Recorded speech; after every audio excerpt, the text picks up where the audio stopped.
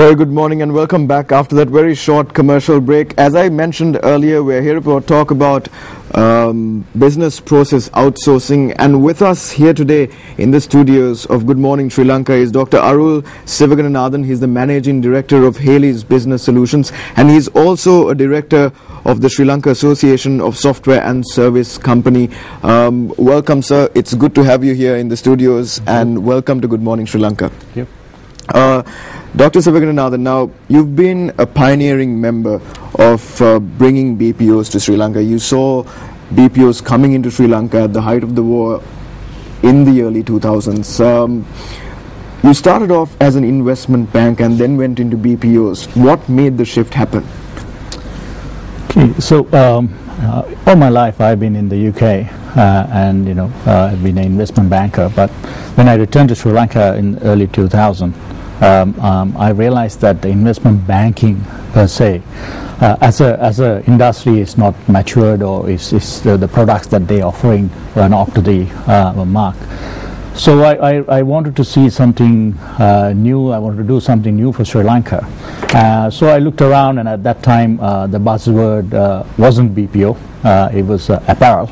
And I was not going to get into a manufacturing type of organization, as I traditionally come from a service organization. So a visit to India, I realized reading the papers that BPO is a pioneering thing in India, and it's been around in India for a bit longer than in Sri Lanka. So thought, it's a time to enter this industry and make sure that there's some energy behind it. Right. So obviously approached by some of the UK companies, having worked in the UK and the experience of being in the service sector, and so they wanted to start a BPO in Sri Lanka, and that's how I got into the industry. So it was a coincidence as well. Okay, so when you initially spoke, you mentioned that you were in the UK most of your life. What made you shift from the United Kingdom to Sri Lanka at the height of the war in the 2000s? Again, it's a coincidence. In 2000, my father, who was well known in Sri Lanka, passed away. And I returned to Sri Lanka for the funeral and realized what a beautiful country it is, and that it is if the war wasn't there, and what it would be, and thank God it's over, and it's picking up. The investments are coming in. So it was a bit of a gamble, earning six-figure UK salaries to come here for a five-figure salary in rupees. It wasn't the best decision at that time, but I don't regret it today. Right. We were talking about BPOs and the fact that you were a catalyst to start off BPOs in Sri Lanka. What was the market like comparatively to now in the early 2000s for starting a BPO or being a BPO vendor? I mean, the 2000, it was even I don't think even Google was defining BPO, right. And there was no BPO definition as such, and there was not a single article in any magazines or even in the papers in Sri Lanka. If even to attract people, staff to join a BPO company was tough. Right. If the question, if you say BPO, they will ask, is it Bombay onions, potatoes, and okra or something. So that was the situation we were in at the time, and so we were recruiting people they didn't know what it was, and so we had to start from scratch. It was basically a green site. Luckily, we had a good customer from UK, a well-known company, Fortune 500 companies, who was ready to invest in Sri Lanka. And that obviously gave us a good start to kick this off. Unfortunately, even though the risk element of it was that we had to take a lot of precaution, and educating the people was a big challenge. For example, this company in the BPO industry is a norm to work late nights based on the shift. So you might be starting at 2 o'clock in the afternoon if it's a UK shift, and you'll work till about 10, 11. And at that time, and I think it's today, it's still valid and it's changing, is that women cannot work late hours. Right. And that was a challenge. And that's a cultural thing as well, Absolutely. right? Because one thing that we have to understand is when you are offering, if you are a BPO and then you're offering offshore solutions, you have to obviously manage the time gaps, manage the differences in the time zones, and there's a cultural aspect to it. And are you saying that there's a huge cultural aspect that Sri Lanka has to basically bridge the gap between? It's changing. It's changing, and through SLASCOM we have been lobbying for this change, and it's all coming through. I mean, there are other changes that we would like to see. For example, we still work on, if you are working for a UK company, you are actually you get only an 8-day holiday, whereas in Sri Lanka you get over 30 days holiday. So and there's clustered holidays throughout the year. So Poya Day is not a holiday in the UK, so staff will have to come and work on that day. So that's a huge cultural change, and it's a challenge. So these were the challenges we faced in the early days, but now obviously people have understood, and then they are obviously coming through it. And one of the things that we had to do was provide transport, provide a higher salary. So that people actually embrace this as a career.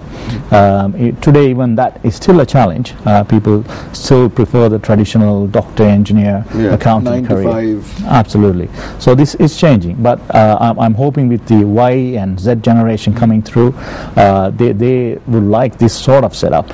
And hopefully they will embrace this, and it's good for the country. Whereas if you take Sri Lanka as an example, you have 250,000 A levels people sitting for A levels, and you get maybe 10% entering university. Not that other 90% are not capable of entering university, and that's a market that really can help this industry grow, and they can become specialized in certain areas, and they can really take off. It is not only BPO. When I talk about BPO, is ITO as well as information technology outsourcing as well, and there are different aspects of it. So then you get FAO, finance and accounting outsourcing, and KPO, knowledge process outsourcing, and so on.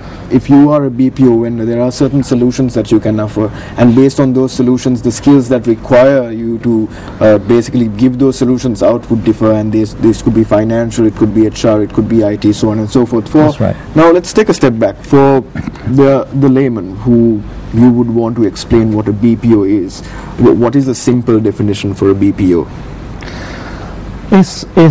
I mean, if you think about it, BPO has been around even in Sri Lanka for many years. If you take the apparel industry, it is a kind of a BPO. It's manufacturing has been outsourced. It is no different. So you manufacture it here and you export it. So BPO is also an export in that sense, but only difference is the knowledge-based export. So it's rarely using the human brains. So you would say that the skill level required for it is a bit different from, let's say, comparatively to manufacturing. That's right. And here is all about you getting some work, and you do it and you send it abroad, and that's just the only catalyst or only backbone you require is IT connectivity. And in Sri Lanka, that again is a small challenge, because the cost of bandwidth is pretty expensive, and cost of electricity is expensive as well. So these two factors needs to be addressed, and is being looked at by the government to help the BPO industry take off. So they are looking at subsidized electricity as well as backbone of infrastructure. One other thing that the country does need to invest in a lot is intelligent buildings. Today there are not many intelligent buildings in sense of what we call plug and play. So basically you should be able to come in, if a customer says, look, I want to start with 100 people next week, we should be able to just buy a laptop and just start work, and that's not available, and that's something that the IT parks needs to develop and things like that. When we're looking at BPOs, I know for a fact that in the in the developed world, there is a huge need for outsourcing. You take any big company in this world, I can't mention brands here, but they will outsource their non-core competencies out to BPO vendors, right? That's right. But when you look at internally in Sri Lanka, we are still in a culture where we like to do everything in-house. We have our core competencies, but at the same time, our back office and our front office work is all done in-house. Yes. What kind of changes do you see in a culture like this? Again, Sri Lanka is again learning on that. It's still in the early stages. We're beginning to crawl now, and hopefully we will start running soon. Companies traditionally like to hold on to their information, hold on to their people, hold on to their non-core activities, as we call it. Right. But as you said, the Fortune 500 companies have realized they need to concentrate on the core of the business. Right. What they're good at doing. Exactly. And let go of the others, while others are the experts. For example, if you have a legal issue, you consult a lawyer from outside. You don't worry about telling what the issue is. Right. So it's no different.